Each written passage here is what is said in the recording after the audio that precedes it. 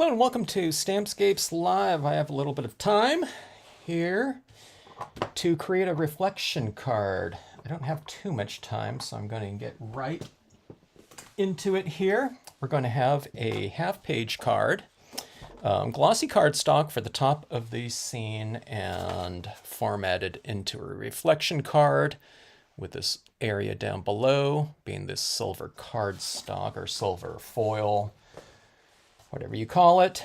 All right, so I have some imagery that's already out from my previous card, my Greco Roman column. I forget the name of this style right here of column. I used to know that type of thing. But I'm going to put this like as if this area is up in the clouds. Hello, Travel Dreamer. Good to see you. And so real whimsical. We'll put some clouds down below like this to reflect in this bottom area. And let's see, let's just do it in black. You go a little bit darker in this top area. Hello, Phyllis and Jeannie. When you're doing a reflection card, it's better to have a decent amount of contrast so that it reflects down in that lower section really well. After all, it's not a real mirror. It is silver foil, so pretty reflective in terms of this particular foil. I'm really happy with it, but you know, it's not a mirror, so we just have to make do. Okay, cloud cumulus down below. All right, and I'm doing it in black because I'm going to add a decent amount of shading into it. Hello, Linda. So we want to have a pretty good range of tone down below so that when you do add that tone to it, it won't eradicate the texturing imagery down below. So with the most amount of retention of the image when you're coloring something in, of course, that would be the darkest color, which would be black. All right. Hello, Candy. All right. Hello, anyone else, if anyone else is on, or hello to anyone watching the replay. Okay, so the clouds are stamped down below. We'll mask those off, and we will stamp this marble staircase. I think that's what I called it in the set. It used to have a name from when I did these for stamps, a Stamp in the Hand company, but they're not available individually, so I guess I did name them at one point in time, though. Okay, so I'm just kind of wiping off the bottom part of this so that it doesn't stamp out right down here, or it stamps out very lightly. And where's my masking material? Did I run out of paper towels? Oh my gosh. Huh. I might have to go grab a roll here. Okay, so my all-purpose crafting tools here in the form of the paper towels. I was telling someone recently that I use paper towels because everyone has them, and you can get them anywhere in the world. Regarding my ink blending process or ink toning process, as opposed to using something really specific, which I did for years and with the color box stylus tools because they were awesome. But I am pretty happy to be using your just common everyday paper towels these days because anyone can get them, you know. Sometimes people still, I get emails these days saying, hey, you know, I wish I could do some Stampscapes, but I can't get color box stylus tools anymore, you know. They think it's like that has to be done, you know, in order to use Stampscape stamps sometimes. You know, from the old videos or the ones where I've used those tools. Oops. Ah, man, I need to stamp that lower.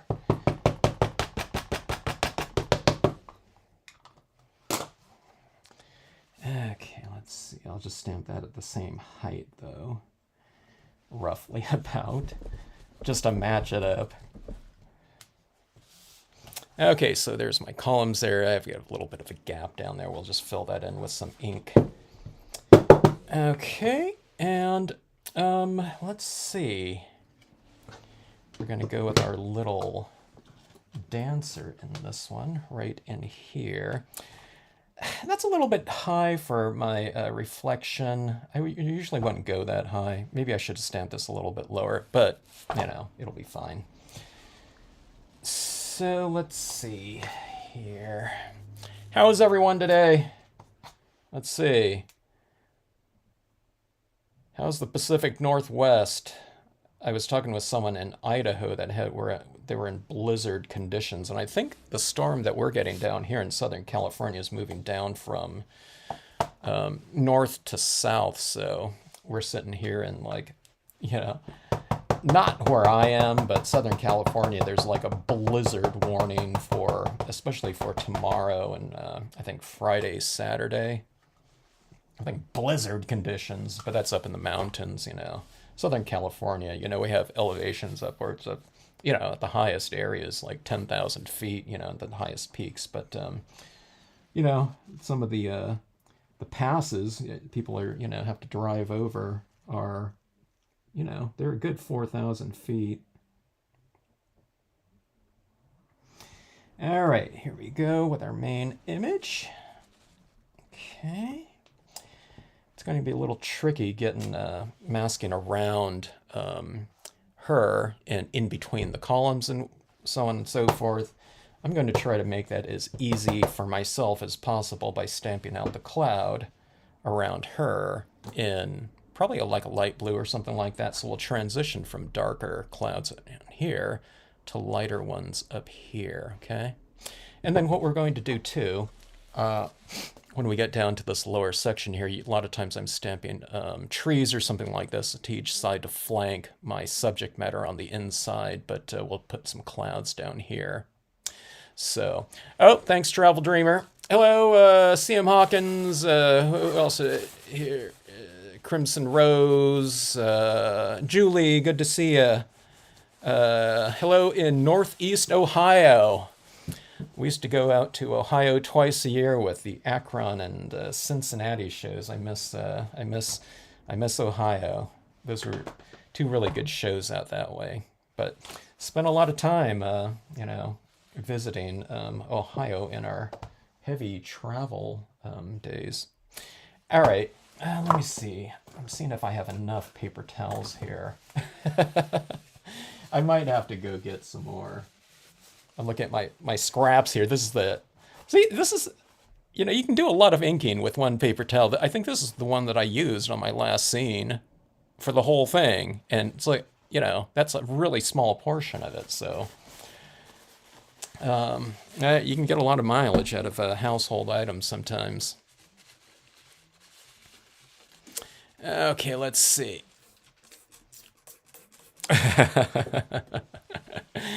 They work pretty good, Travel Dreamer. Okay, let's see. Okay, so I'm taking off the black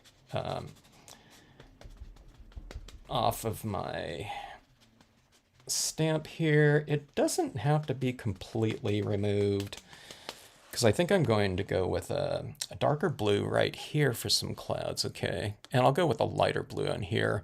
It's because if I go in here with a light blue and I stamp over the top of my subject matter, I'm going to be coloring her in anyway, you know, so that if I have some of the clouds going into her, it's not really going to be a big deal. If I have some of the lighter clouds going into the column too, because of, you know, not careful masking, again, it's not going to matter because I'm going to fill it in, coloring it in a darker color that I'm going to be over stamping it in. So that's the way you can do things, you know what I mean?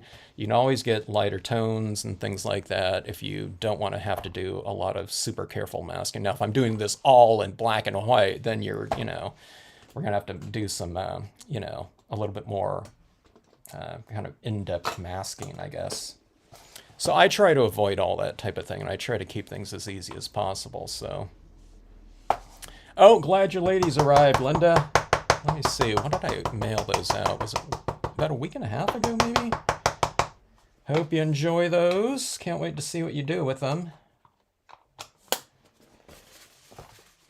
Okay, so I'm wiping off the perimeter of this cloud. You don't always have to do that, but when you're running it into other things, it's good to transition them, or when you're transitioning one cloud into another impression of it. If you wiped off the perimeter of it, then you won't have as dark of a border around it, so that it should just transition very easily like that, okay? You don't have these like rectangle shapes showing. Now, it's even less of it showing when you're doing it in the same color here, but you know, it's always a good idea to just wipe off your perimeters like that, and it ends up being a much more graceful transition, okay? 80-pound, super smooth, 216 GSM, super smooth. What is the surface there on that one? Is that a Candy? Is that a matte cardstock? Oh, accent paper. What's the surface like though? Is it what finish is it on that paper?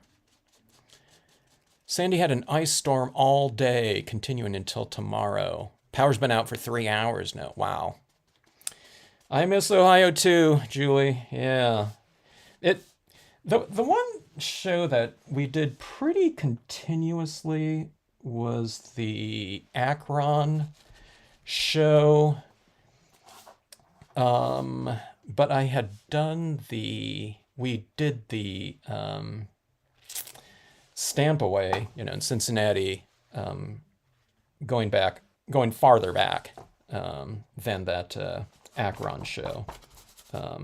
Bill Peddle wanted me to do that, but I didn't do it because we were already doing the Cincinnati show. Not that they're really close to each other, you know, but I think a lot of people that go to the, you know, at least back then, go to those shows would go to, I think they went to, a lot of people went to both.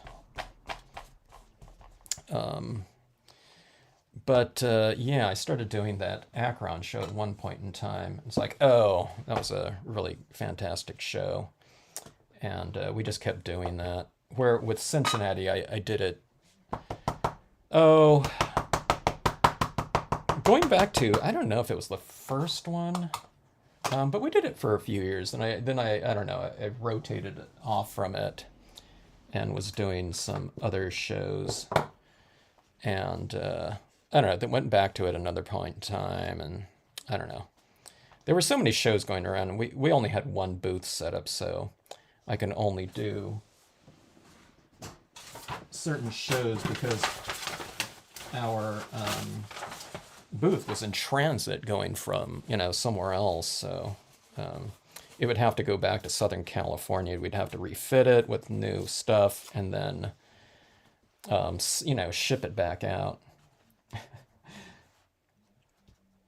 Okay, so let's see here. Okay, so this is a light blue right here. Okay, now that's the one, it's going right through her dress right there, and I'm not worried about, oops. I'm not worried about that because she will be a little bit darker in some areas and colored in anyway. And then if it gets too dark, in some cases, then what I'll do is I just missed a little bit of the cloud, so I just stamped another one right there. You know, I'll be going over with her with the paint pen anyway, white paint pen. So see that right in there? So that cloud's going right through here. I mean, I could have masked her off too, but I just didn't, you know. I mean, there's a point to it, you know, if you don't want to have to, you know, eradicate something like that going through an image, then yeah, mask off. But I don't know. I didn't feel like I would really need to. Okay, let's do a little bit of perimeter right here of some clouds. About like that. So dark, lighter, lightest, like that. Now I can't go much lighter than that because I'm going to be filling in with some extra tones, so I can't go too light.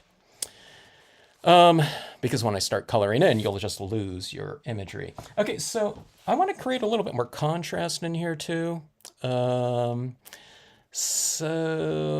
Okay, Now, I'd rather have a really, pretty dark background around her again, but I don't want to, I just don't feel like doing a lot of masking. Not that I'm against it, but if I had more time, maybe I would. You know what I was thinking about doing is I was thinking about stamping her out like that. And that's not too hard to cut out like that. And just use that and then just paste it right over the top of another stamped background where I wouldn't have to worry about the masking out. Okay. But I didn't do that because I thought this would be faster. Okay, so filling in with some additional clouds right in here. I'll go like this. I'm just kind of masking off some of these columns here because it's an easy mask, just a straight piece of paper towel like that.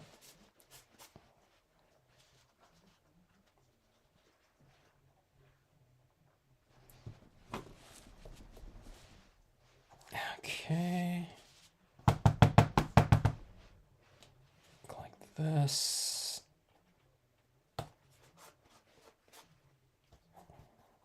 It's an easy process, folks.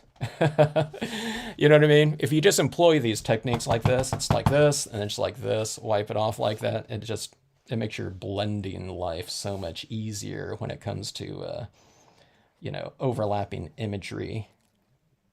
Just wipe off some of the perimeter stamp where it's going to be transitioning into other images. Now I just didn't stamp hard enough right there. Okay, so you just fill in like so, and then you have these clouds about like that. It's already looking, reasonably whimsical, and we haven't even done any coloring here. So there's our kind of what she'll be looking like in this mirror type of setting. It's supposed to be like a whimsical looking thing, with like a reflection pond down here, like in a formal garden or something like that. So, all right, let's see. I might, now I'm thinking, I might not add. I was going to add in a bunch of these, something like one of these starry things like this. But I think this is looking pretty good with just the clouds like that. All right. Art is what takes place between the initial concept and the final result. So, artistic license, I'm changing up from my own kind of concept here. It's looking kind of dreamy with just the clouds like that. All right, so let's go like this. Okay, where the Milky Way or one of those celestial deep space bodies would have been. And let's just fill it in with some extra clouds like this, but let's leave kind of a hole like that for, some illumination maybe or something like that to be coming out of there. Okay, and this makes it really easy in terms of a stamping assignment. In terms of the background clouds in here, just go like this and mask off that. I'm just going to fill this in right there. See, I'm really covering up a lot of those other clouds. Those other clouds came like this far into it, okay? But you just stamp right over it like that. And as long as you kind of wipe off your perimeter like this, remember, don't rock it like this where you're getting like really hard edges, of this rectangular shape showing. But see, we've wiped off that rectangular shape right there, pretty decently. So you're removing off like 80% of the light blue ink right there. And you don't have all these like big harsh shapes everywhere. Now you might do it, if you're doing it in like black and white ink or something like this. A lot of times people are like rocking the stamp like that, or if it's on an acrylic block or something like that. Or if you're using a stamp positioner, just don't, move it around like that. Just you want to give center pressure to this type of thing so that most of the pressure is right in the center here, and it's not giving your out exterior perimeter like that a lot of pressure, thus leaving harder edge lines. Okay, so just wipe it off and you won't even have to even consider that. Okay, I need to go get a paper towel. I need to go get a blending tool here. Okay, I grabbed this out of the trash right here to get that masking done here, so you can go out and grab a drink or something like that.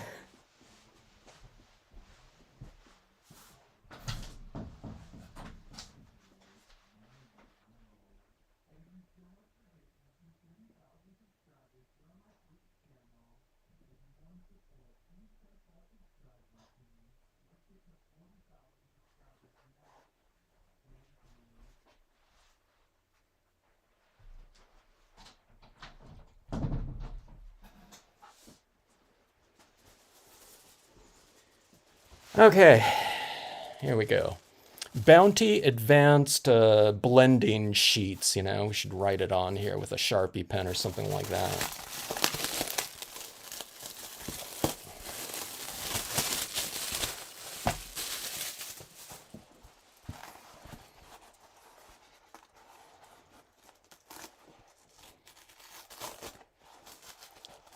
Linda B teaches classes. She says, yeah, her students, they don't want to learn they don't want to be learning some kind of paper towel blending technique.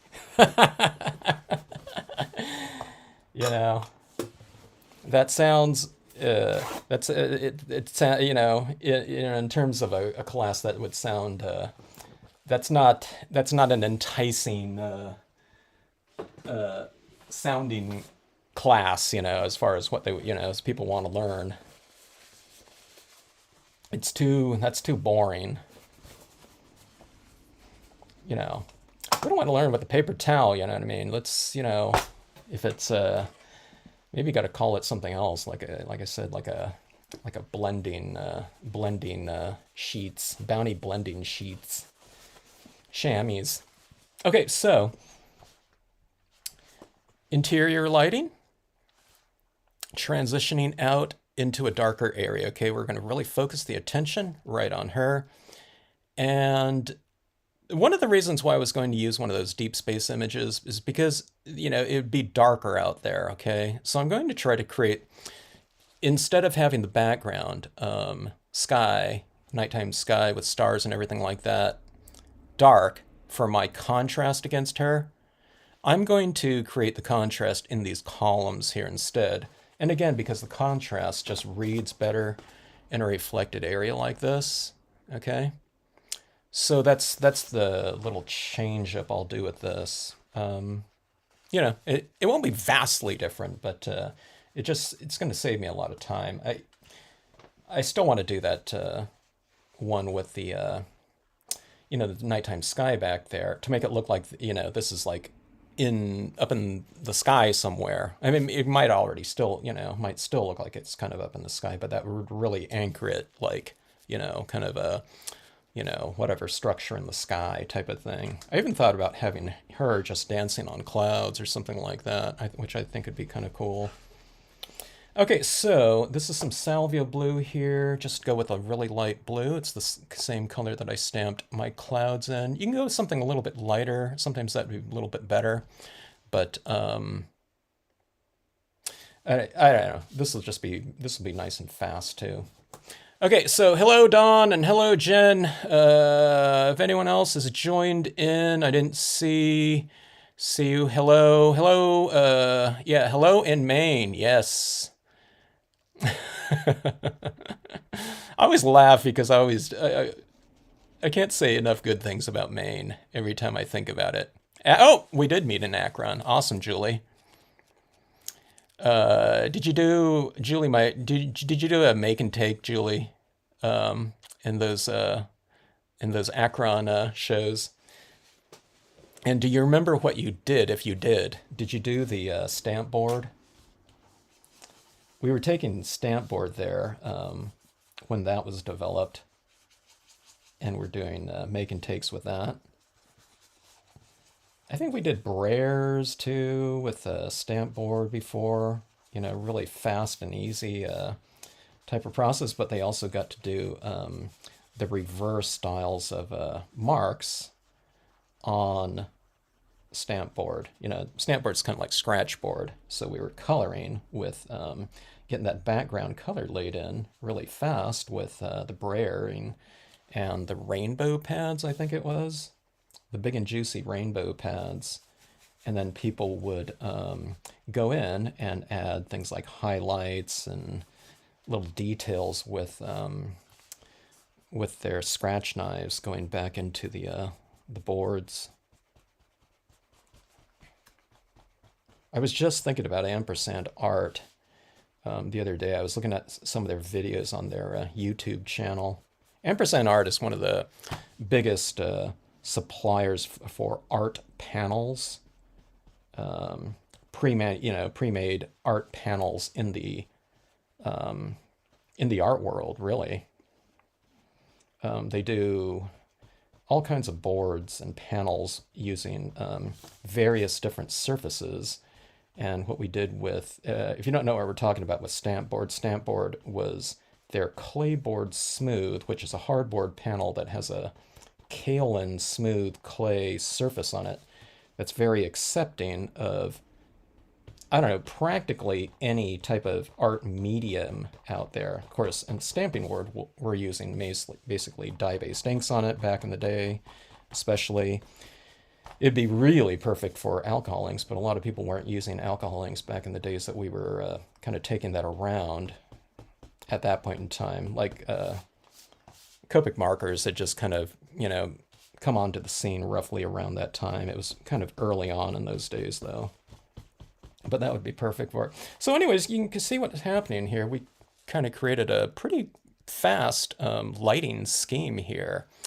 Hello in New Mexico. Good to see you. New Mexico's in the house. Okay, so that's our lighting scheme right there. Okay, now that was their first blue. We're going to be going through much more colors there. Values of blue all the way to black too. Okay. I always wanted to get out to New Mexico. I never have. There was that Albuquerque stamp convention out there. I think that one, I'm not sure if that's on the schedule. The guy that I do conventions with, the Mesa show, which I'm not sure, I don't think I'm doing that one next month, but I think he's been out to that Albuquerque, but he stopped doing that show at some point in time. And I only do the shows that I can do with him. Okay, yeah, okay, Julie made the stamp board. Lighthouse on the Rocks, yeah, you probably scratched out like little lights in your lighthouse there, or out of the the lamp there, something like that. Let's see. Did someone else say something else here? Blending towelettes, I like that name there. What is that? What was the company? Was this Brawny or Bounty? Bounty Advanced Blending Towelettes. A couple of you guys in here could get together and market that product. You can say, when someone's interviewing you and say, how'd you come up with that idea? You can say you were watching this crazy live stream and suddenly it occurred to you.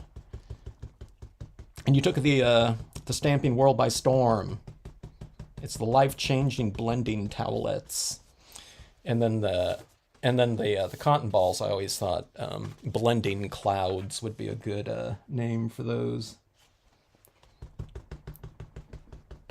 If someone's just joined in, we're joking around here. We're not serious about these products here. Theoretical products. Okay, so I just masked off that side of that column to give it a little bit more, I don't know, whatever, shading, specific shading, okay? Let's see. That's so cool, Julie. Glad you, hope you kept it because you enjoyed the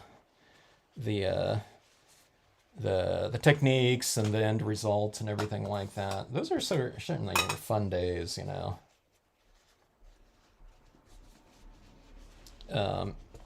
I don't know, I think I've asked this before, but if people have the conventions are smaller these days than they used to be, of course, just like anything else with travel and everything like that, and logistics and everything.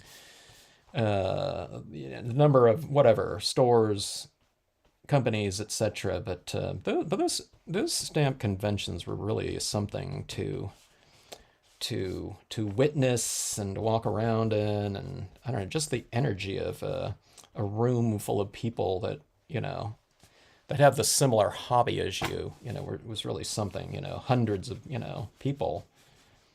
There's always a good vibe. I always thought walking around in those shows. Of course, I didn't walk the show, but I'm talking about being in the being in the room. You can almost feel that, I don't know, it's like creative energy or something like that. Okay, so we're going with a darker tone now, so I don't move it in quite as far as I did with the previous colors. I mean, you can come into here, but just do it with, kind of a drier version of this right out of the pad right here. So, I mean, it just depends how wet your pad is, of course, too, but just be, the darker you go, kind of the more methodical you are about taking it in there. Otherwise, what you'll have is like a really harsh, dark edge against something really light, as opposed to it transitioning through the different values. I have to think about it myself all the time too when I'm doing it too, because I'm using a different pad. It might be, it's a different pad in that it's going to be a different moisture. There's going to be a different moisture content when I'm using it. You know what I mean? The next time I might use it, it might be drier, or if I re-ink it. So you kind of have to, get the feel of it, especially over the top of another ink that's already been applied. So you're going to be applying it on top of kind of a damp surface too sometime. So just kind of know how much you're applying, in other words, get the feel of it rather than just kind of taking it in there, really fast, okay? All right, let's see. Let's put a little bit around her so that she stands out. I do want it lighter in here, but I don't want it so light that she's just, like a too dark of a figure. I kind of want her standing out as a light figure too. All right, let's see. Who said it was hot where they are? Hello, Bonnie. Good to see you. Let's see. If anyone said hi to you if I missed you. Linda D, it's hot in Australia where she is. It was really cold and windy where I am right now. Let's see. Yeah. Stamp conventions, right, Jen? Weren't those fun? It's not just stamp convention, those types of things like that too. This is what I love about stamping. It's the activity of it, which is, making things is really fun. But it was the, the workshops, the conventions, if anyone's ever been to a retreat, stuff like that. It's being there, but it's also kind of with the anticipation of going to them, It was, you know what I mean? It's something to look forward to, and it's always really fun.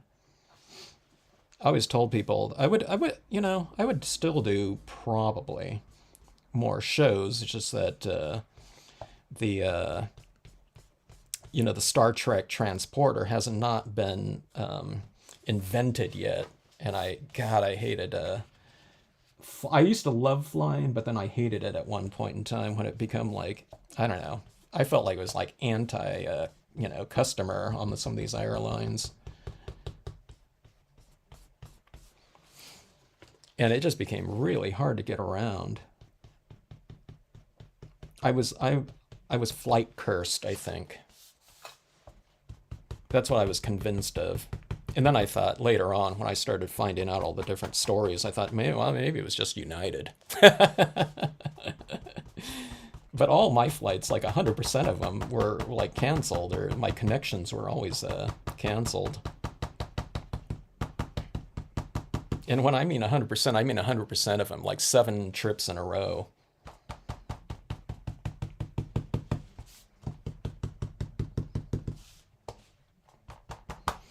Okay, so that is the light blue, which is a really bright blue. Okay, it would be the equivalent of like a Bahama blue from Memento if you're using that. I mean, I should be using the Mementos here just because I know a lot of you have those. Let's see, where's my other... Okay, here's a Danube blue. Okay, so that Danube blue is really similar to this one right here. Let's see. Dawn, you're gonna make the what was it? The The blending towelettes. I'll endorse it if you need an endorsement.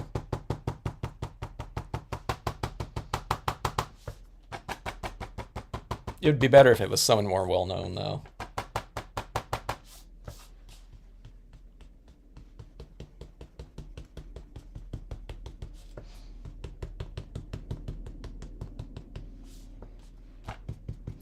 Speaking of endorsements and stamp board, I was the one that was developing that with Ampersand Art. They just liked my stamps. They got in touch with me 1 year, and then like 10 years later, I said, hey, that idea that you're thinking about, I think the world, the stamping world might be ready for that. Because they contacted me like 10 years before stamp board was kind of developed. But then people started stamping on things like dominoes and really like totally unconventional surfaces. I thought, hey, maybe people would be ready for the stamping world, be ready for some surface that's perfect for any type of media, not some kind of unconventional thing that you have to use specialized media on. But how about some kind of surface that takes every medium and perfectly, and it's meant for that, and it's archival. So that's when I got in touch with them. But my quote on their original packaging was, what was that? Possibly the greatest stamping surface ever, like with an exclamation point. But I was thinking what I really said was quite possibly the most beautiful stamping surface, without a exclamation mark, but because I'm not really an exclamation type of person. But I thought, yeah, I get it, it's marketing. You gotta have some excitement on that package.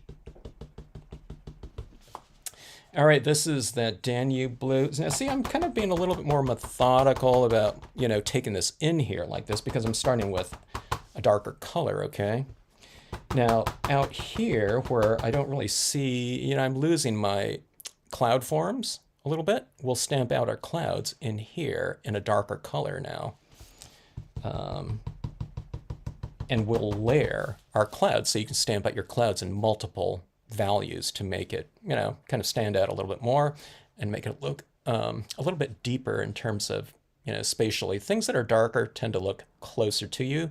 Things that are far are, more distant, and that light is reflecting off those forms, similar forms in the background, and they have to go through, a lot of different sediment, in the air, moisture in this case, and it's whatever we call that, refraction. I forget what you call it. Is it refraction? And so things in the distance are typically lighter, okay, more diffused. I'll show you what I mean by that when I'm coming up here. Maybe we'll do it right here. Okay, so those clouds were stamped out in a salvia blue like this, but I have now colored over it with these two colors like this. You can still see it in there, but you don't see it too much, right? So you just come in here again, and you just do this. You can do it with whatever color you want. If you don't know what color you should use on here, then you can just try it in a lighter tone. And if you can't see it, then you just stamp it out in a darker tone, right? So we'll stamp this out in a nice deep Prussian blue. This is the Prussian blue that I used right in here, but it won't stamp out in I don't think it will, in as dark a tone as that, because that is one where I stamped it on a dry piece of cardstock. So all of that transferred and stained the cardstock. But right here, this is already a little bit moist, so there's not going to be as much of a transfer of this moisture content onto the page to stain it. Prussian blue is pretty thin though, and it does penetrate pretty well, so we'll see. But I'm wiping off this part right here where it's going to be coming in like that. Okay. And then see, you get that deeper cloud like that, okay? And we'll do it again right here. Hello, Maureen. Good to see you. Thanks so much. I'm going to try to make a pretty good looking card here, or a reflection card. I thought this Greco Roman thing might look pretty cool as a reflection card type of subject matter the last time. Oh, I was looking for that last scene that I did. I like these little dreamer figures. Usually, when I finish a scene, I mean, I like what I do and everything like that, but I'm usually on to the next scene. But lately, I've been keeping these like on my, right by my desk, the latest whatever scene that I've stamped out with these figures. Until they get shipped out. Okay, here we go. So how does that look? See, doesn't that look a little bit better now with these additional clouds around? So you have dark clouds and the lighter clouds like that. And it's like near and far just in the imagery color itself. So you can transition colors like this with that blending that we were doing. And that makes it look, near and far as well. But you can do that just in the imagery itself. It's just, as if you were stamping, like, let's say you're stamping some dark trees right here in a dark green and doing lighter trees in the background. It's the same type of thing. Anything you want to look more distant, just do it in a lighter tone within whatever color scheme you're working with. So this one's easy because it's just in blue tones. All right, so let's see. Is this... These blending towelettes, got to keep using them, right? They're really valuable.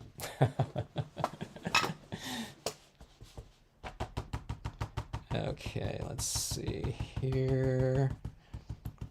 I'm being really careful. This one is the Prussian blue, and like I said, it penetrates. I don't know, for some reason this Prussian blue, it seems like it's like of a thinner viscosity or something like that. So it really penetrates kind of this, relatively thick layer of moisture that's already been applied. And most inks are fairly thick, Mementos, Ranger, Adirondacks, things like that. They're fairly thick, so if you are trying this with other brands of inks, just you're going to be going like this. And by the time you get to like the third color or something like that, it will feel like, hardly anything is transferring on there. But just let your card kind of air dry for 5 minutes. Let some of that moisture ink dry via evaporation and absorption, and then just go on it again. So that your ink will transfer on there. You could heat set it, but I like having things a little bit moist so that you can blend really easy on there. It's easier to kind of blend, inks on a I want to call it damp, but it's a little bit damp, of course. Damper than absolutely dry, okay? It's just easier to blend these colors around like this when you're not doing this type of activity on just a absolutely dry card, dry surface. Okay, so let's see here. Where'd that mask go that I was, here we go, right here.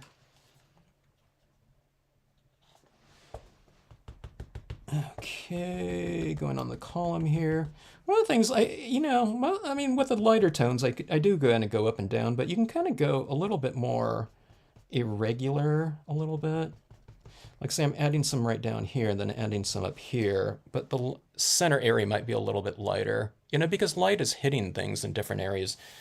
There might be other clouds in this type of scenario here that are blocking out some light. So don't always do things like perfectly even. I mean, you could, but I think it looks a little bit more natural having some kind of irregularity to shadow and light. It's what I was mentioning. If you've watched my videos on those light beams too, you kind of make them a little bit broken and uneven, wider, thinner, longer, shorter, you know what I mean?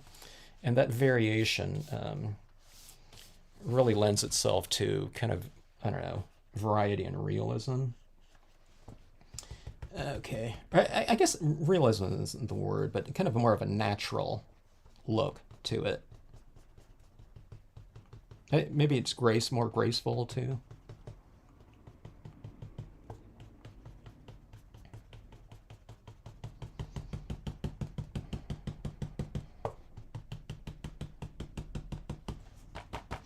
All right, let's get our bearings here. And let's see what this is looking like in the reflection now. Okay. There she is like that. We'll have some other clouds down here too. And I am going to put a quote down in here too. She needs to be colored too. And I think we're ready for black now. Okay. I usually finish off my toning and coloring with the same color that whatever color I stamped out my imagery in. A lot of times it's black, you know, I'd say, I don't know, 9 out of 10 times, but sometimes I'm doing something where a lot of the imagery is stamped in colors, okay, to represent different depths or something like that. And maybe if I'm doing a wintertime, you know, night scene or something like that where I'm just using a lot of blues, sometimes I just reserve the darkest colors for like that Prussian blue or something like that, where I don't go to black. And that in those cases, I don't really put, you know, too much of a black shading on things, okay? Because I'm saying that the, you know, the darkest color is going to be Prussian blue or whatever color you're working with, you know, sunset colors or something like that. It might be a dark brown. Linda D has to go to the chemist to get meds soon. See ya. Have a good drive safe.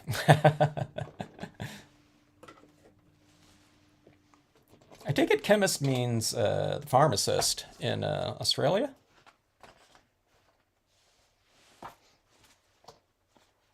Okay, let's see. Let's get rid of some of this. All right, where did... That's the Prussian. Oh, here we go. I was looking for my black pad here.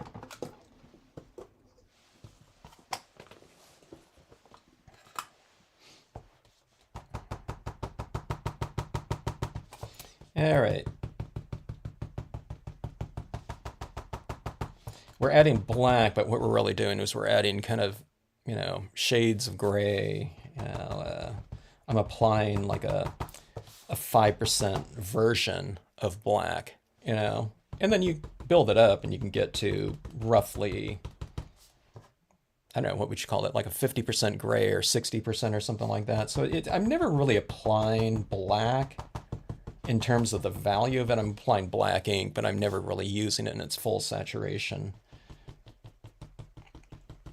Now, if I really want something to get really dark, you know, I might keep adding it like that, you know, to achieve as close to black as I can get, but rarely am I ever doing that.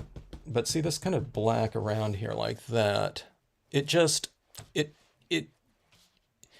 can see it over here. The composition seems open like that, but when you use those, you know, gray tones of your darkest color around on the perimeter, it really contains your composition a lot better, in my opinion. That's why, like studio photography and things like that, they often add kind of that vignette around the subject matter. Just, it looks better compositionally like that. Okay. All right. Okay, so let's see, what would be a good endorsement for the blending towelettes? Maybe it'll be something like,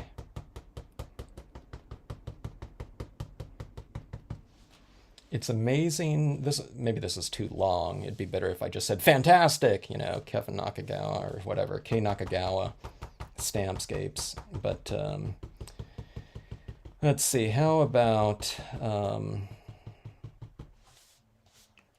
fantastic product. It's amazing. What I don't know, something like it's amazing what you know, new technology or whatever has come into being. Not, I don't know, you get the idea. Works fantastic. What will they think of next, or something like that?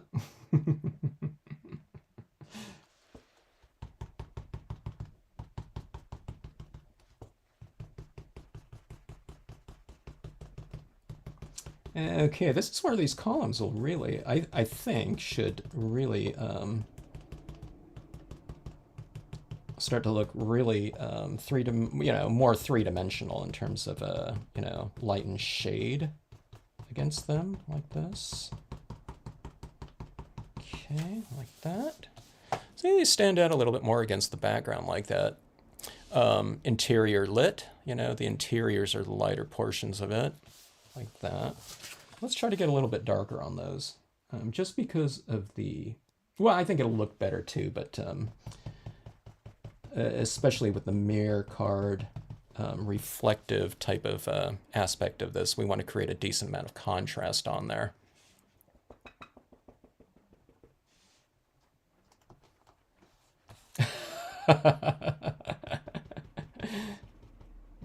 That's right.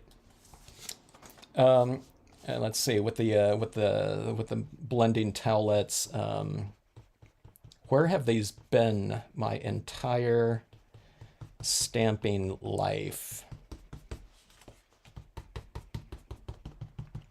You say life changer, life changing.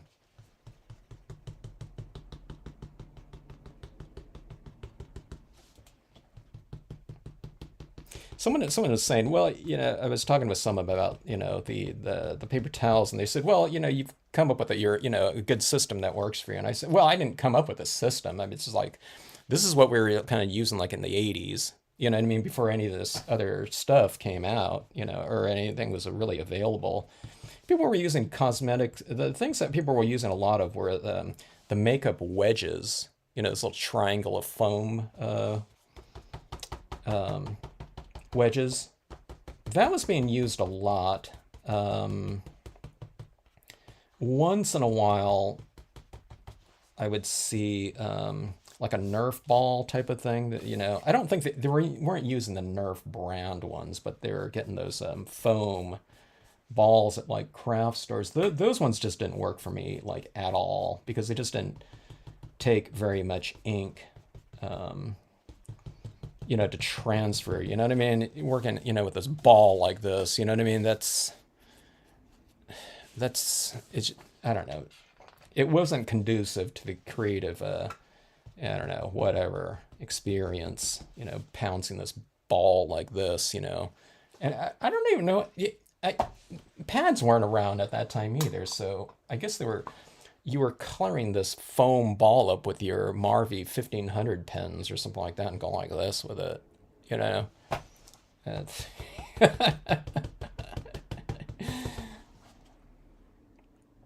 that wasn't really doing it for me.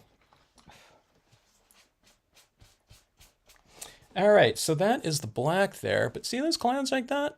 So just do multiple tones of it. You could just stamp these out in lighter tones and darker tones right from the get-go, but sometimes I think it's better to see how dark something has become, before you stamp out your clouds in there again, like that. Because if it's much lighter than maybe, this cloud right here done in that really super dark, Prussian blue, maybe that would be too dark. I don't know. So you can always, base your decision on these additional impressions, darker impressions, based on what color your scene is looking like at that point in time when you're going to apply them. So, I mean, sometimes, I stamp those out. It's like, oh, I need to go all the way to black. So I'll put, the lightest ones are in here, the darker ones are right here, and then I'll put like black images right here out on the perimeter where it got really dark. Okay, so you can always do something like that too. And if you're doing like a sunset scene or something like that with your skies ablaze and, brilliant, I don't know, whatever sunset tones and whatnot, maybe your clouds would be something like lightest ones like that, closest to your sun, darkest like that. These colors would look weird if you just stamped your clouds like that, but when you blend all these colors into those clouds that have been stamped in these colors, that's when it all comes together.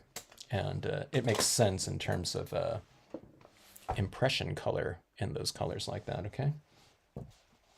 All right, so let's see here. Grabbing some pens. Let's go with something like this. All right. Maybe this right here.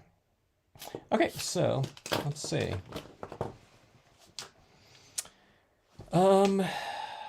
Okay. I'm looking at my columns right here. I usually go in and add in some like detailed areas. I don't think I really need to do that on these columns though. They're reasonably modeled with just the dye-based inks. Maybe I'll come into a little bit with maybe my darker tones. I have this little space underneath my column where I didn't stamp it down low enough to match up. I'll come in like this with a little bit of darker tones, but I'll build through it. I won't just come into it black, but I'll just build some lighter tones first, just like I did with my coloring. I started with lighter tones and you work incrementally darker, like that. You can come into your clouds in here. Now this is a really light shade of blue. This one's even lighter. And you come in here if you want to get in some areas like, you know, in between the legs of your dancing forms like this, where, you know, this isn't really conducive for detailed areas. Then just come into it with your pens like this. But again, it's just start really light and just work incrementally a little bit darker as you go, okay?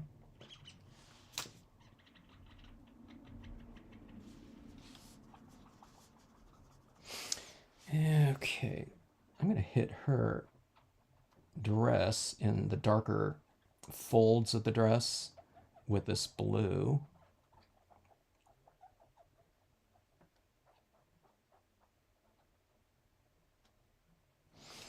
Okay. I mean, it's barely visible. I barely see it, and it's right in front of my face, but that's a good color to start off with because it's not a big commitment to that color.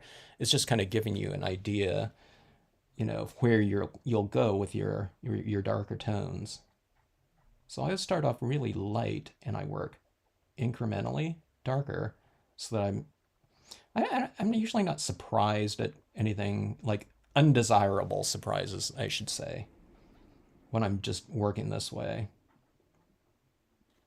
And usually the things that I do, if there's something I ever do that's like, oh man, I don't like that, there's usually something that I can kind of layer over the top of it. I can't really undo it, but I can kind of subdue the effect of it,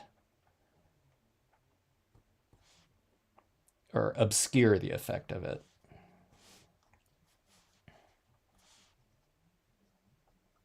Okay, and these are alcohol inks, so it's not like smearing anything water-based underneath. So going on just fine. Hello, Alyssa.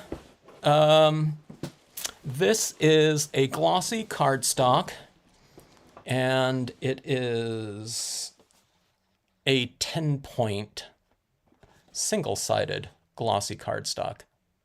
Not to be mistaken with glossy photo paper, okay, glossy cardstock, clay coating on here, and of course with that gloss coating over the top of it. I was thinking about going with the semi-gloss for this scene right here, but I thought, I haven't been using glossy too much lately. Just because it's a little bit, I don't know, some people can't find it, especially internationally, as easy as we all used to be able to find it, you know. Just because there's not as many stores around as there used to be, like stamp stores, where that was, you know, one of the things, you know, one of the whatever accessories or surfaces that they would all carry at one point in time. Somewhere along the line, just glossy cardstock was completely forgotten about, unbeknownst to me.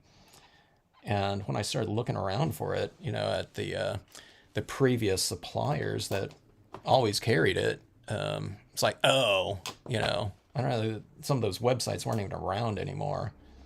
But everyone used to carry it. You know, I would say through the 90s, stamp stores, because glossy cardstock was such a big, you know, surface to you know, make cards from. for the, whatever, the dynamic kind of properties of it.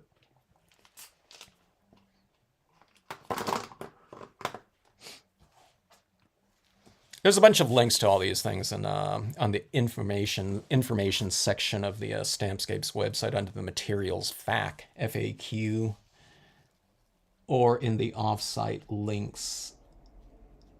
Paper's getting hard to, pulp's a little bit, getting a little, or has been a little bit scarce though. So a lot of the suppliers just, the usual suppliers, I don't know, they're out of it too.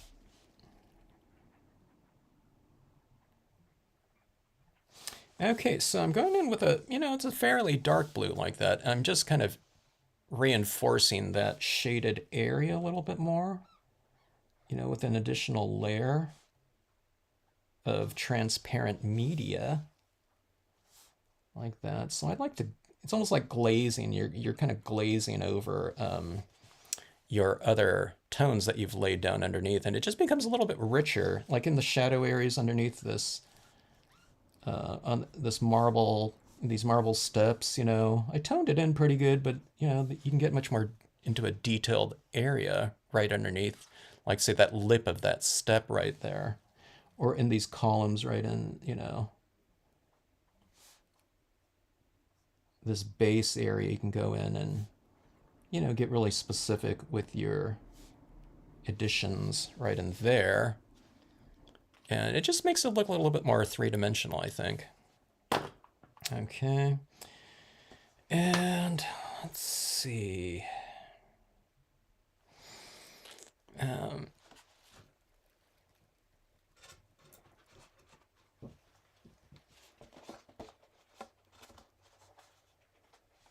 Yeah, Travel Dreamer. Yeah, makeup sponges. I used some not too long ago. Well, maybe it's been years now, relatively speaking, just because I wanted to show people, the types of things that, you can use. In fact, here's one right here.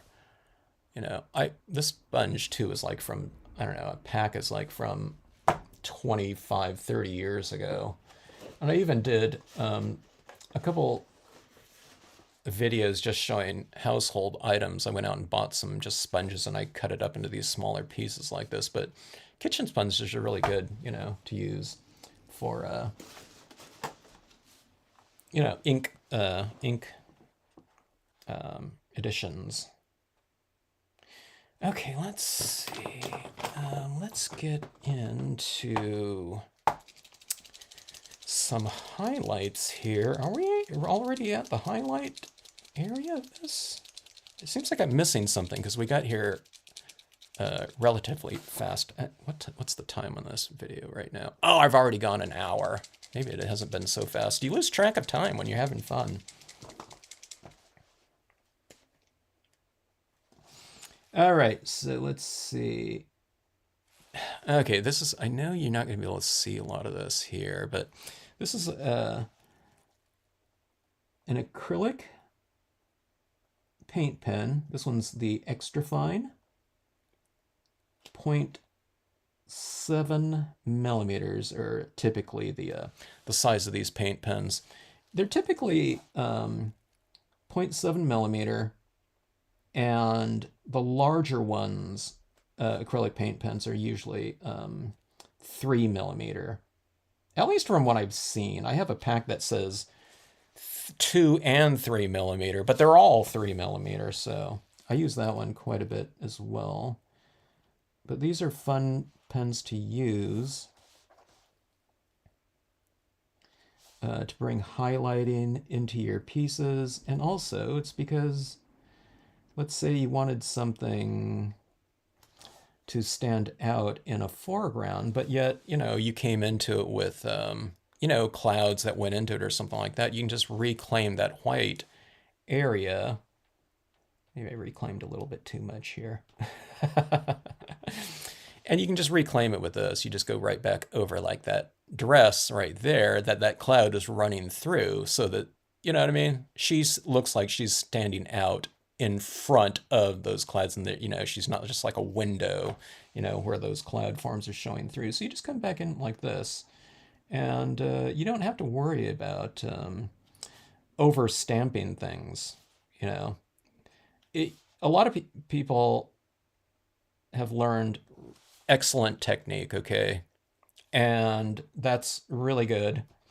But sometimes I have to, when I'm teaching people how to do scenes like this, sometimes I have to kind of break them out of some of that just because they don't need to do all of those careful masking techniques, careful positioning techniques, etc. in this form of stamping. Okay, you can overlap things. You know, you don't want to overlap everything, but you can really get away with minimal types of applications that would typically be needed with other types of imagery, specifically like outline styles of imagery. Okay, where you know you have to mask it off, otherwise you have these lines running through other lines, and you don't want that. But these, for the most part, are tonal images. Hello, Rhonda. Good to see you. Thanks for joining in here, saying hi.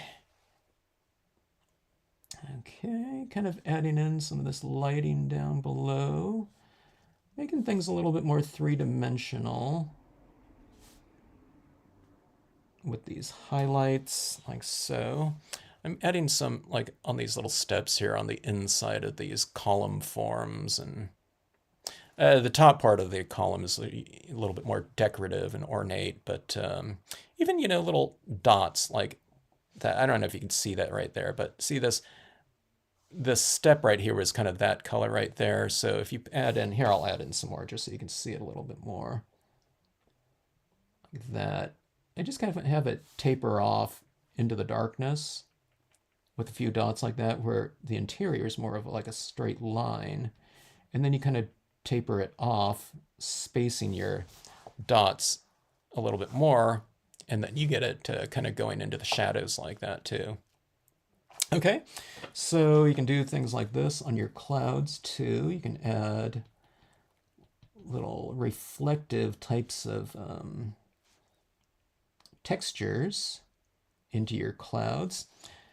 This is white, so I'm adding more of that reflective type of texturing in the lighter area. And then see, as you move away from your light like that, the lighting is getting weaker in theory. So what you do is you just have, you know, a much more minimal highlight like that. Can you see that right there? I'm sorry, I can't zoom in. This whole thing will go out of focus like this, but see, I have more of these little highlights right in here. And then see up here, there's like 2 dots on that little billow, and there's 1 over here, okay? So you just add more in the lighter areas, okay? Then you add a little bit less, and then I usually do it from the inside out like this. I don't do it like all here and in here, and then I work on the outside. I usually go a little bit more, a little bit less like that. And I just keep going like this, usually, because I can kind of get into the spirit of that tapering a little bit more if I'm staying in one area like this, rather than trying to do this on the overall like that. So this right here. So I'm going more, a little bit less, and then very little out in here like that. You see this there? So you can see it right in here. You can see the difference between here. That's a little bit too minimal. And then over here, I think both, now I look at it, I think both sides look pretty good, but, you know, in a different way. But this is a little bit more, well, kind of dimensional like that when you include all those little sparkly textures like that. So you can see my pen here. See this little line on here like this little highlight? That's what we're doing with like things like this in these areas like that, okay?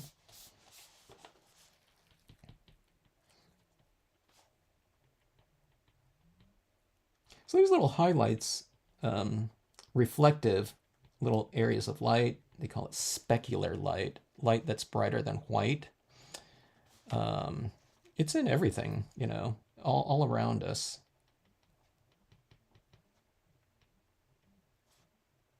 Even when you're watching, I don't know, watching TV at night or something like that, you know, a lot of the lights are out. Even that light from the TV set is, you know, it's shining on your cup of tea or whatever. You know, everything, even in minimal lighting, is very reflective. Even objects that are dark, like this, you know, pad right here, you can see that kind of white light right on the edge right there, reflecting that light. Here it is on this blue one right here. So add those on there, and you can get some kind of instant, I don't know, whatever dimension like that. Okay, and let's go in and add in. Here's your other products for you to come out with. So it's the jumbo cotton blending clouds. You can cross this off. So when you sell these in your new products, you don't even have to change the package. You just put, or you put a sticker over that. It just says blending clouds. Maybe that would say, it would say bulk blending clouds. If you just joined in, you don't know what we're talking about. We're just joking around, you know, using, you know, paper towels for, you know, ink applications and cotton balls for, you know, pigment ink applications. And what if, you know, these types of things were a product?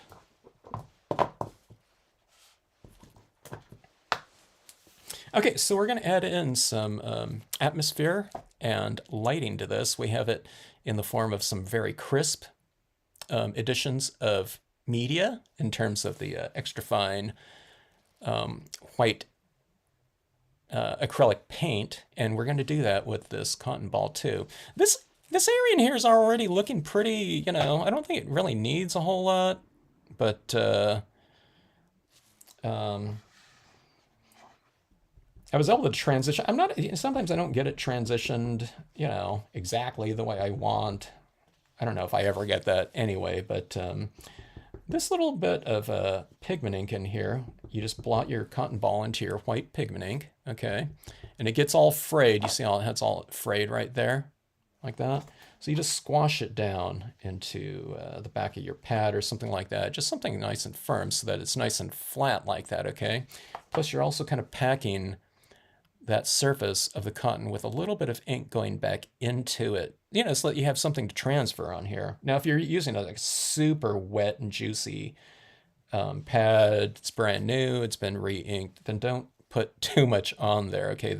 That's the one thing that you don't want to do. You don't want to apply a whole lot of pigment ink suddenly. You don't want to have like blobs of ink being applied on here. You want to have it, you want to apply it in the spirit of, you know, I always tell people, you want to think about it like you're applying some like powder, white powder onto the scene. That's the spirit in which, and the rate at which you want to apply this, okay? So we went from dark tones, okay, to light tones from the outside in. When you're getting darker and darker, you always apply it from the outside and you work in. But now we're working with white, so we're going to work from the inside out.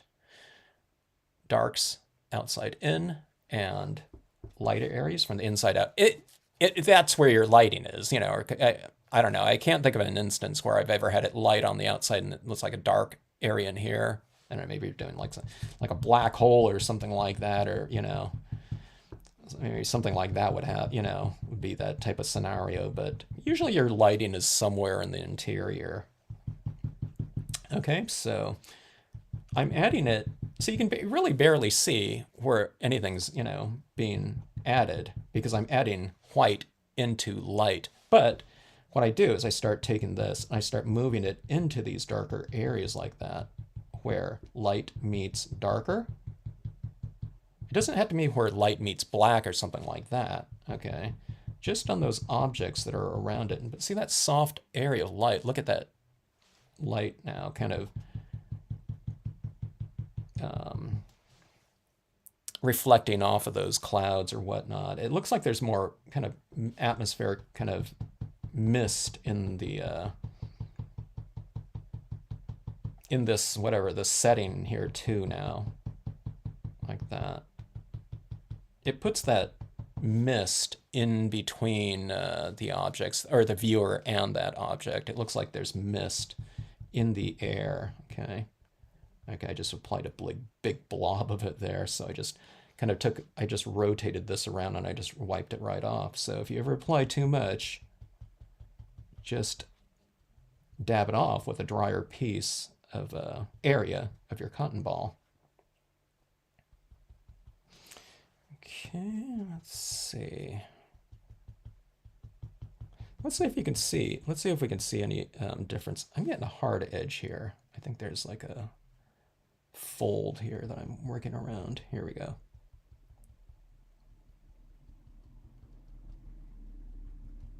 All right, so that's what that looks like over here. See this right over here? It's a little bit, you know, I wouldn't say it's harsh, but in comparison, it's not as soft as the other side. So let's add this over here. So doesn't that look like that's glowing a little bit more now? With that little bit of a, you know, pigment ink in there.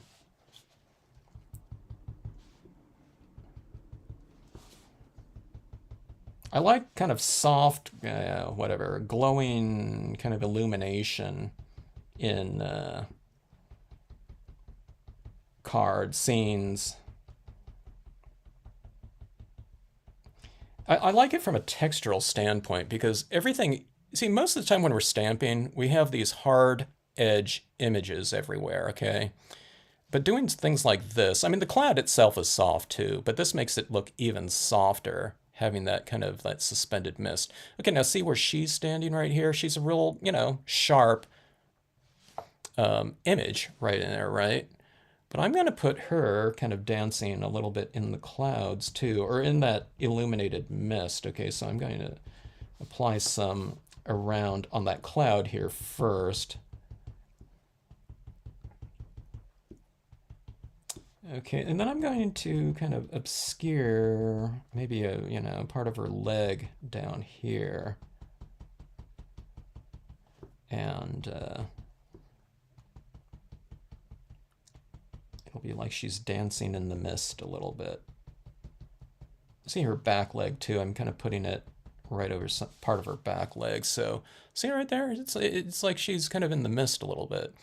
Now I'm going to put her, let's see, I'm going to put some of it right here too. I don't want to do it over her whole body because it's a little bit too much, but see this on the side of her head, you know, where that light is kind of coming from. So she's kind of getting backlit here. That's what they do in movies. They always have like some actress or something like that. I guess actors too, but you know, they put this lighting reflector in the back of someone, so they have this light, you know, kind of reflecting around their head, and you know, it's like a nice kind of glamour shot or something like that. But see that having that light now kind of interacting with our subject matter, and it puts them into the scene a little bit more now. Now watch this column right here too. Let's put a little bit of pigment ink around the base of this column right here. See, it kind of puts, now it's the column is kind of a part of this world too now, like that, or part of this lighting like that. Should I put some, yeah, let's go ahead and put it right down here too.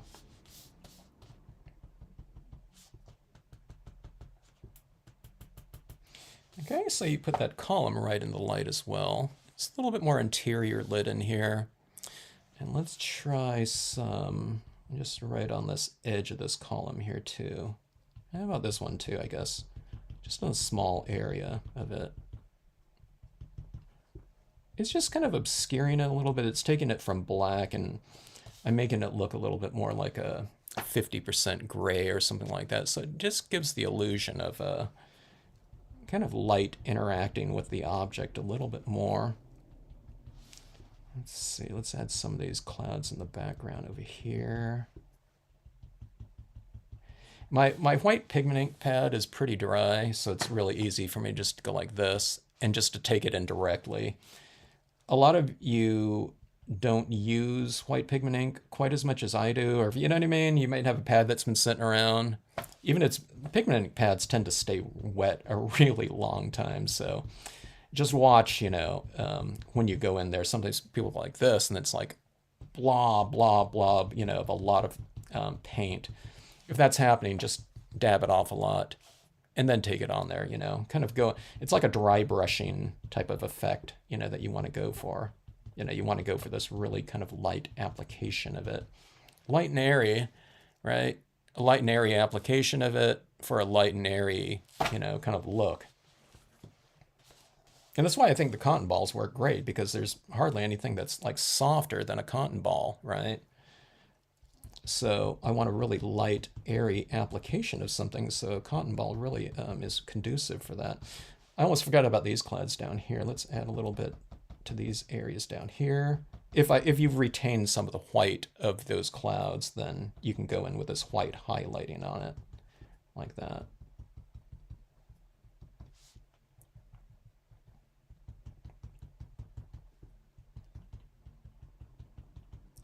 All right, so you see that kind of that nice soft illumination of those clouds in there. I kind of see that little,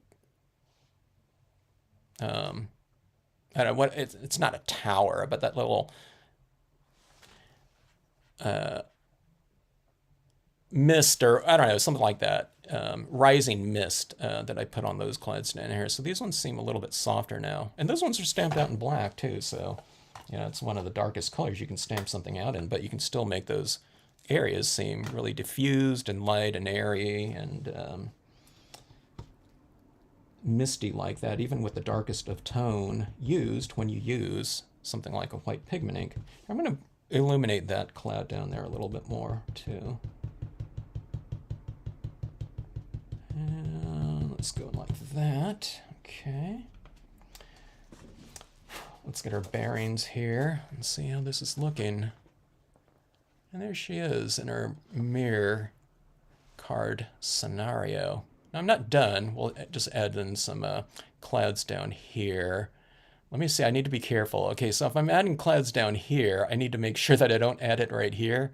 Otherwise it'll block off the reflection, so I need to add it like right here and right here to kind of flank our main subject matter here. So if you have like a full moon or something like that reflecting down in your mirror card, don't block off your subject matter with the foreground elements that you add down in here, okay? Hey, Danny Rockholt. How's it going? It's my old classmate. Good to see you. Awesome. Are you still down in San Diego, Danny? All right, let's see here. Okay, let's see. Do you ever shop online at Cardstock? I've never shopped at Cardstock Warehouse, but someone might have given me that link because that sounds reasonably familiar. Yeah. I don't know. I'm trying to, yeah. If that's a really good place, I don't know. Maybe you can put it, well, I don't know. I have this video on glossy cardstocks, and I was hoping to get like some different sources, so that people can find things easier these days. It was the Paper Mill, I think. The Paper Mill might be CTI's store, who makes Chrome Coat, and I've just been giving people kind of links to Amazon and stuff like that.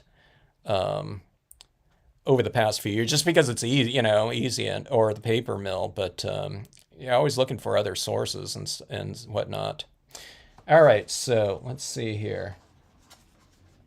I was thinking about you, Danny, if you're still on. I was thinking I haven't seen any photos from you in a while. I used to see it being posted all the time here on Facebook, or on Facebook, not here on Facebook. I was thinking just doing a live on Facebook, but yeah. Okay, so let's see here.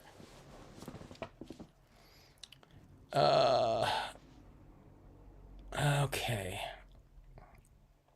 The backlit glow seems to give movement to the beast. That's what I'm always kind of looking for too, I think, Sam.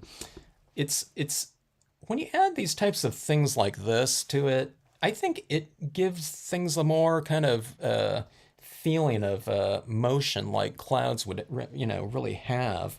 Okay, so what I'm doing right down here is I'm adding this in. Okay, now one of the things about adding this brilliance ink into the scene like this will dry on this silver cardstock without any problem, but you'll have to spray seal it to really get it to tack down. On other surfaces, this is going to adhere and dry without any problem.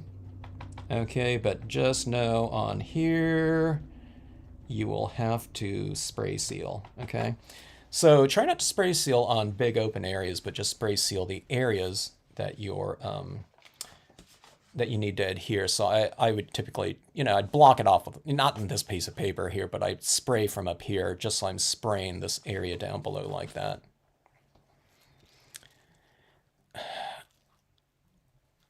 Got it, Danny. Yeah. I was thinking, I don't know, for some reason I was thinking, yeah, I haven't seen like any of your photos. For some reason I was thinking about like shallow depth of field.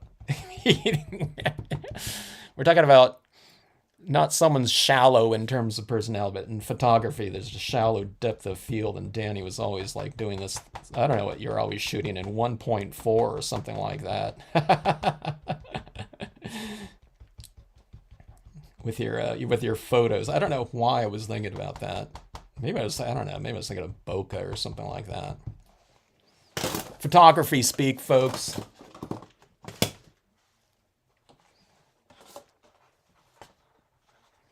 Okay, so here's my clouds, okay? I'm going to put them down there. Okay, here.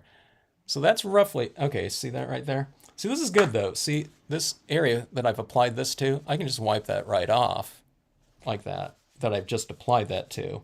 Even when this ink is dry, if you don't like it, you can just wipe it right off. Now I'm going to be stamping my clouds in a StazOn black. Okay, now that's not going to be, able to, well, okay, you can remove it with a StazOn cleaner. Was Linda B on here? I forgot. But she said that, yeah, if you stamp on the silver cardstock in StazOn, it'll come off with a StazOn cleaner, no problem. So it's one of the four most forgiving, surfaces. The types of surfaces where you're not, your imagery isn't sticking to. On one hand, you know what I mean. It's a problem if you want it to stick on there, but you can just spray seal it and it'll stick. But on the other hand, if you don't like what you have down there, you can just erase it and it comes right off. So, it's one of those things. One of the things that's a weakness in one way makes it, also, potentially one of the most forgiving surfaces that you can potentially work with or possibly work with. Yeah, yeah, that's what I was thinking.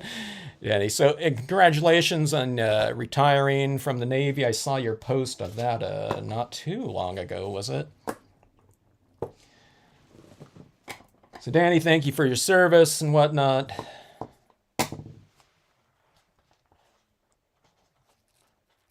Folks, I've known Danny Rockhold since I think you moved to Vandenberg. Was it in the 7th grade or 8th grade? Something like that, right? Okay, let's see. I'm getting my bearings here to see where I can stamp up my cloud right over the top of this. Okay. So let's go in and let's go ahead and stamp this out now. Let's grab my StazOn pad. Yeah, I was thinking that was I was thinking you had to be stamping in 1.4 or something like that on a lot of those photos. Not in 2.8 even. Oh, here we go.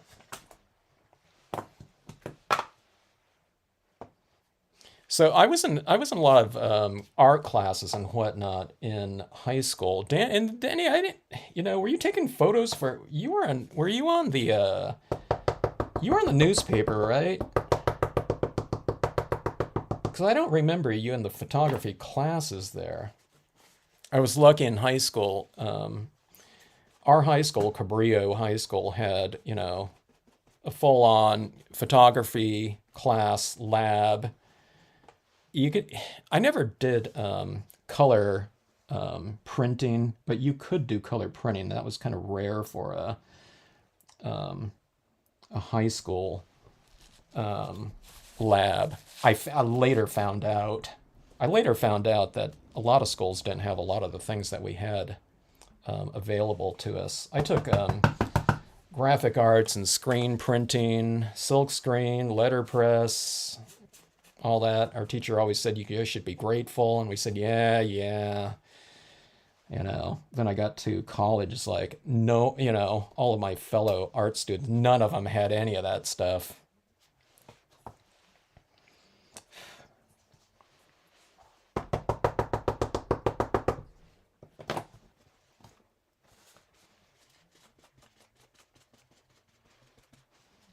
Okay, so I'm stamping out these clouds. Now see what that looks like down there? So you just kind of block it off.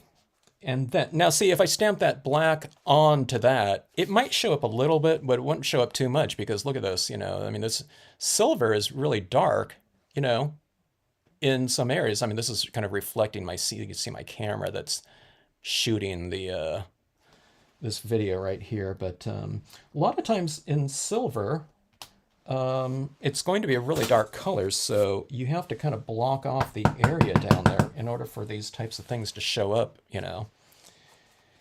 Now, you can use Brilliance Black, and that will dry on here as well, but most of you probably have StazOn, and I've come to start using StazOn down here on this lower section. I think doing that, I don't have to hassle with it later on with spray sealing as much. And I think that adding the StazOn over the top of the Brilliance like that, I just have a feeling that I think that's kind of adhering some of that white pigment ink, white Brilliance down there, you know, to some degree. It's either that or it's blocking off the StazOn from adhering completely. So it's doing one of those. I just thought maybe it isn't doing that. Okay, so those are my clouds down here. So that's my foreground down here. It's usually things like trees or solid imagery. Okay, so there's our little clouds like that. I think it'd be a good idea to go over these a little bit more with some white pigment ink down here. But I'll spray seal this, and I'll do that in a different, you know, time or whatnot. But see, that's like there. You got those kind of billowy clouds. It'd be kind of nice to add a little bit of blue tone to it, you know, to relate to this top portion as well. But let's see. I was thinking about a quote stamp here. Let's see. Oh, there was one that was about clouds.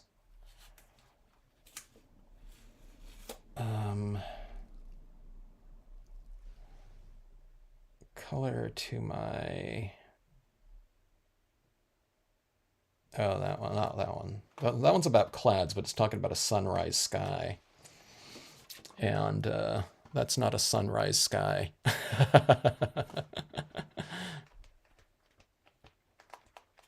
You moved to Vandenberg in the 10th grade, Danny? I thought you were. I thought you were over in middle school. Huh. Okay.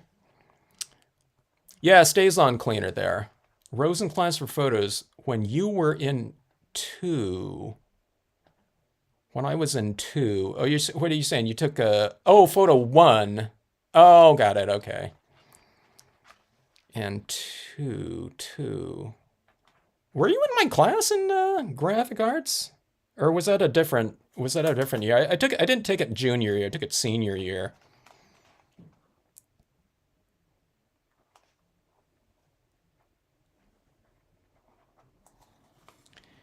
So in graphic arts in my senior year, everyone, Mr. Rosen was our teacher. And a really cool guy and everything like that. But he took off on sabbatical So there was I don't know. It was like the lunatics took over the asylum. I guess I was in that, but I don't know. There were people like I don't know. One time, this one guy was fooling around, chasing this guy around with the fire extinguisher, and set off, squirted this guy with a fire extinguisher. It wasn't water either. It was one of those powder ones.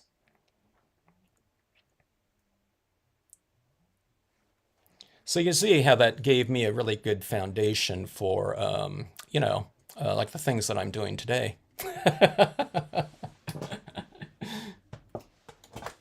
Okay, so I'm going to go with this one on dreams. Okay, I don't know. It's kind of, it's a dreamy type of scenario right here, and I like quote stamps stamped in this mirrored section a lot. Now I have to kind of see where it's going to show up, and if you have kind of this darker area reflecting down here, because I like to do it in white ink, like it's reversed out like that. So I'm going to have to stamp it fairly high up here, which is usually the case when I'm doing quote stamps or word stamps on these scenes like this. So, and we're going to do it in Brilliance because I have yet to, I got to buy a re-inker pad for this, and I just haven't gotten around to it like in a year. Oh, I almost used this pad right here. C is for cotton, so this is all full of cottony lint all over there.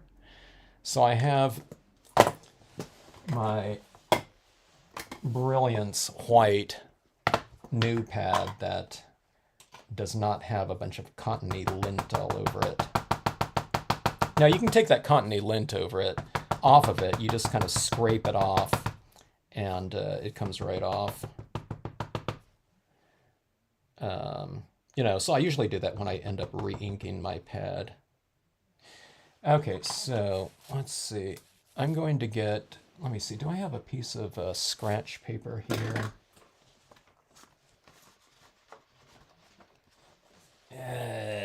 Oh, here we go.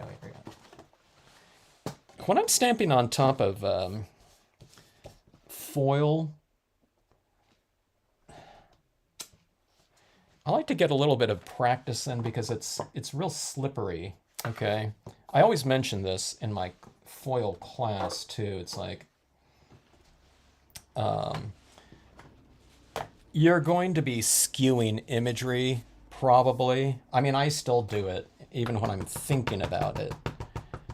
And now this one I can just wipe it right off, okay? But if I was doing it in StazOn, I'm gonna have to use the StazOn cleaner and go through that whole, wipe it off and then do it again. So I just like to get my little bearings here first and do this right here. It's because this is not absorbing any liquid from your stamp. It's all surface oriented. And then if you're using like a pigment ink, it's a thick style of ink to boot, So sometimes when you're stamping down like that, it's easy to kind of skew the image a little bit because it's just, it's not being absorbed at all. You're not, your image isn't going to be absorbing at all or drawing by absorption. Okay, so see how that goes like that? And then, see that like that? I like that quote stamp. It'd be a little bit better if it was a longer quote like that, but see, dreams are like stars. You may never touch them, but if you follow them, they will lead you to your destiny. I don't know. I don't have any stars on here. I'll have those little twinkly little orb type of things like that in here to kind of finish this scene off. But see, I like how that looks right there. It doesn't look like it's floating on the, the surface of this, what would be, representative of like a reflection pool or something like that. I really love that look. So I think that kind of adds to that kind of three-dimensional interplay that we have going on down here. So, okay, so let's add these in. I've been adding these types of little flourishes on a lot of my figures like this. Let's see. When you seal coat the metallic cardstock, does it make the finish hazy? Yeah, so Danny, that's what I was mentioning. When they're spray sealing this lower portion off, if they spray seal this whole thing, the reason why, yeah, maybe I didn't mention that. The reason why we kind of mask off this area, don't mask it off right down there, otherwise it'll be a harsh line, but have, you know, something up here so that when you're spray sealing it, it's hitting here. Otherwise it's not like a mirrored surface, but that's as mirrored as it's going to be. So if you spray seal it with a spray coat, which is a good point, Danny, it'll turn into more of like a brushed aluminum looking surface like that. So you just want to spray seal these areas down here and then your quotes now. I just give it a little quick burst, and then I kind of cut out a little piece of paper like this. I would cut off a little area like that, and then I would just shoot this like a couple times from distance, just lightly coating it, not so it's like a real harsh edge, you know, that would even be visible like that. So a lot of people don't do spray sealing, but I recommend spray sealing, not just for, you know, like mirror cards and things like that, but even this top portion right here. When I spray seal this is going to be so deep and rich looking in terms of the color vibrancy and saturation. It's really going to bring it to life, and just highly recommend it. It's like staining wood or something like that. You know, when you stain wood, or, you know, you seal it with a clear coat, you get that the transparency and depth of what would be, I guess, the grains of the wood showing so much more distinctly as a result.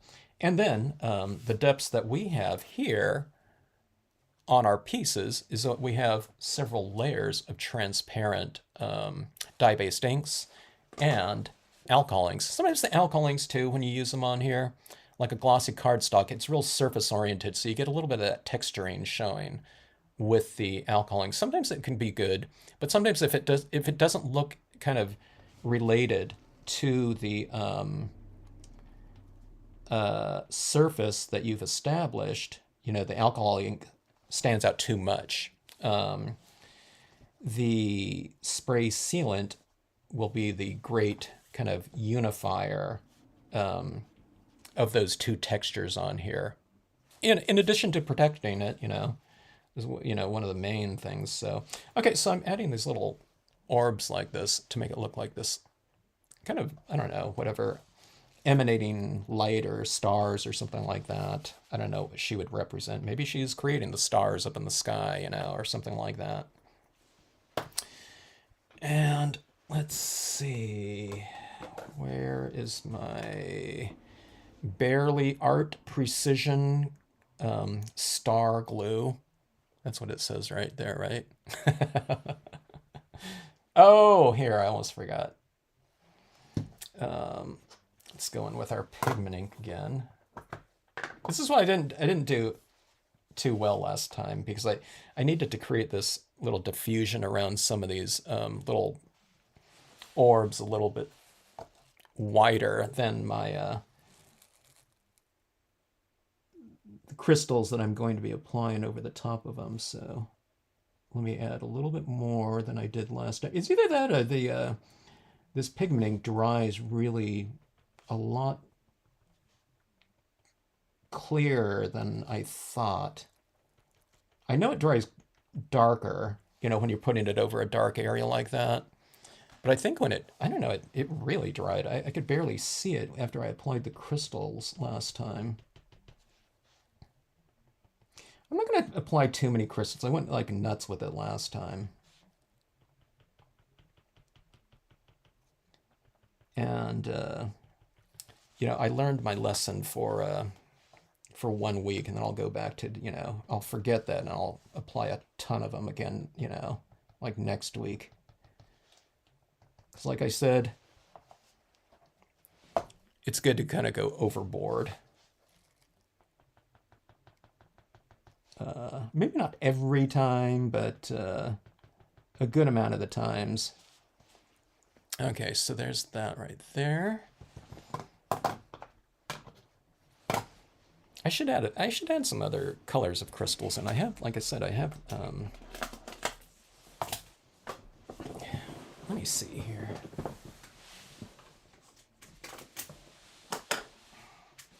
Okay, so here's some blue ones right here too. I think they're what's that blue semi-precious aquamarine? I think that's the name of this one. I think this one is aquamarine.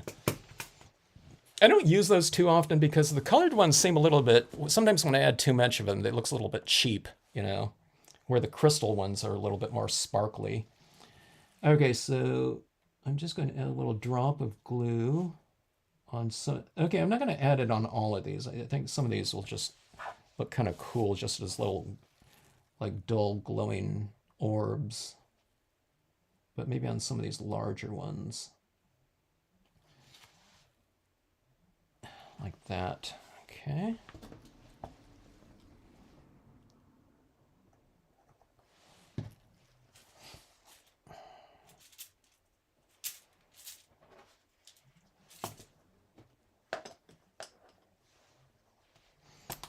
Okay. This is my process with taking that. These are really small in here. So I learned to just take out a bunch of them. And of course, like 9 out of 10 of them are upside down there. Okay, so like that. And we'll take our jewel picker, this, and just put that right on those spots like that.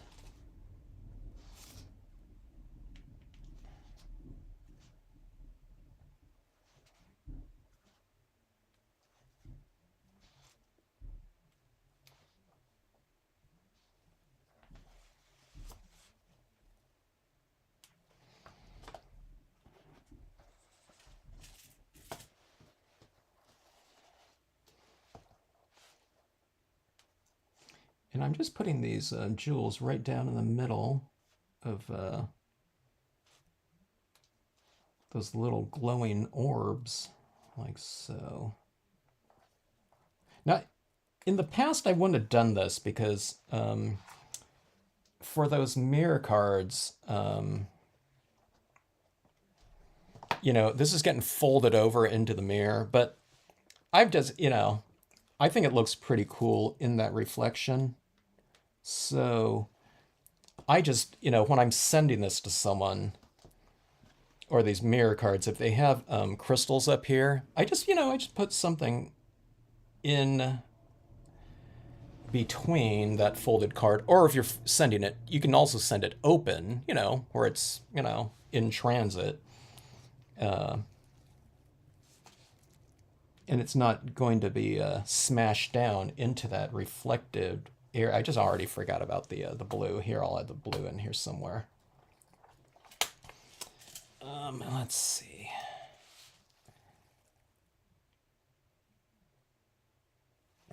Let's go like.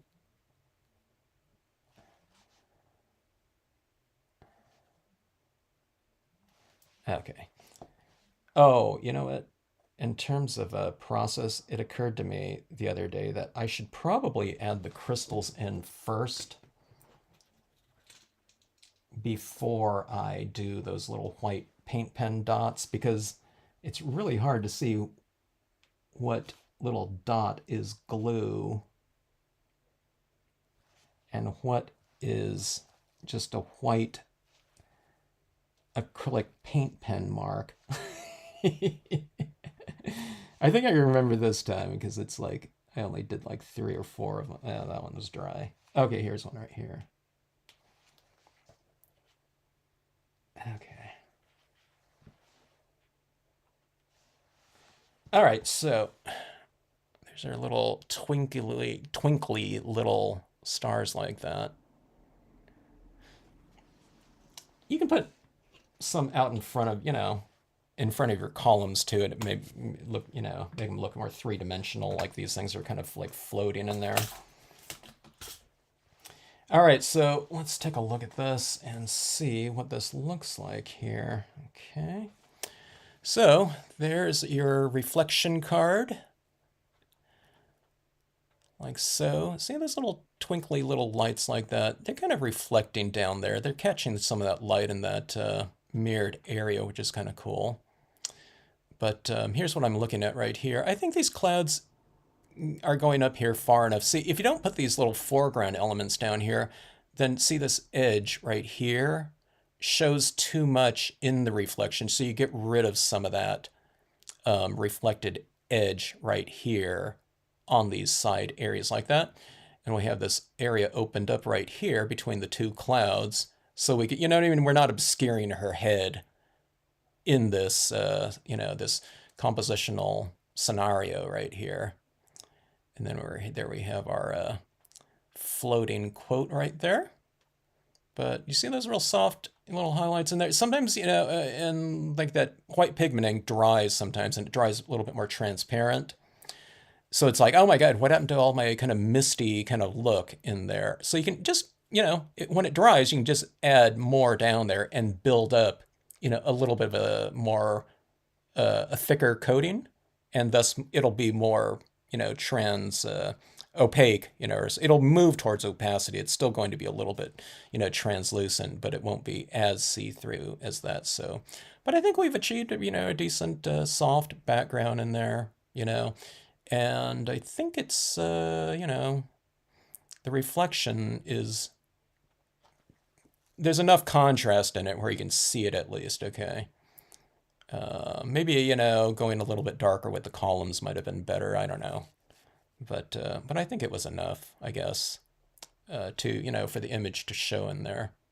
So, and I think she looks reasonably kind of, you know, raised from the background enough. So, yeah. Hello, Debbie. We're just starting here. Thanks for joining in. We're just wrapping it up, actually. So here's the, it's a reflection card, as you can see. Now, this right here, I'm going to spray seal separate from this, you know, so I don't want to tape this, you know, glue this in right now. I'm going to spray seal this separately. And then I'll probably use, I've been using a spray adhesive lately on these larger pieces. I think it would hold up a little bit better against, you know, my tape runner, which is, I guess it's fine, but I don't know, I think it adheres a little bit more kind of uniformly with the spray adhesive on there. I didn't used to like using it, but I'm getting used to it. I used to hate, you know, I could feel it like the glue kind of drying on my, you know, the hairs of my arm like that, you know, but I've been spraying my adhesive when it's not so breezy outside where that, you know, it's whipping around everywhere. But yeah. Glad you like it, Travel Dreamer. A little bit of a bling to it like that, you know. I think this one would look good too, you know. I did those, you know, light beams coming out of there. You know, sometimes the light beams are kind of cool in the reflected areas. Sometimes it creates kind of weird angles though, if you have it like that. And then that, you know, beam would be coming like that in the reflected area. Maybe, you know, if I did that, I would just have it coming like in one area or something like that. Like beams coming out like that as opposed to going out this way, like that, fanning out. But you can also have it just where it's kind of directional like that. And that might be kind of interesting. Or it might be kind of interesting. Nah, okay, I was going to say I'd have it coming out like in front of that column and in back of, man, I don't know, maybe that would look kind of cool. I don't know, I'll play around with it. But anyway, that is our card here for the day. It's fun taking a little bit of break. I've been working on some new designs and whatnot, so, you know, it's a little bit of a different process, and I needed to get in some creativity time with the usage of some stamps as opposed to kind of wondering, okay, let me see, what do I do on this one little half-inch square space to make it look balanced and even on these images that I'm working on, that who knows if, you know, all those little kind of details are even going to show up, but I still add them into the designs anyways, like that. Look at this glossy cardstock. You get this reflection showing right in that, you know, kind of mirrored area like that. It's kind of a cool look, though, like that. It's like that card's kind of going off into the distance like that in that top section like that. Do you see what I'm talking about? Like that. It's like this floor is going like behind the figure like that a little bit. So anyways, this is what it looks like if someone is to open this up, you know, I open up like this and see that there's just a little bit of movement that goes into it too. So it kind of puts it's like a card in motion in some ways. It's fun to do. All right, so anyways, thanks everyone for joining in on a Wednesday evening. Hope to see you on the next live stream, whenever that might be. Always a fun time. And there is our cloudy dancer. I'll think of a name for it, I don't know, sometime. Oh, my mouse fell on the floor.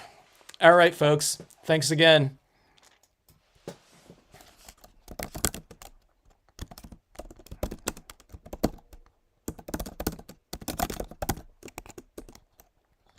Danny, great to see you.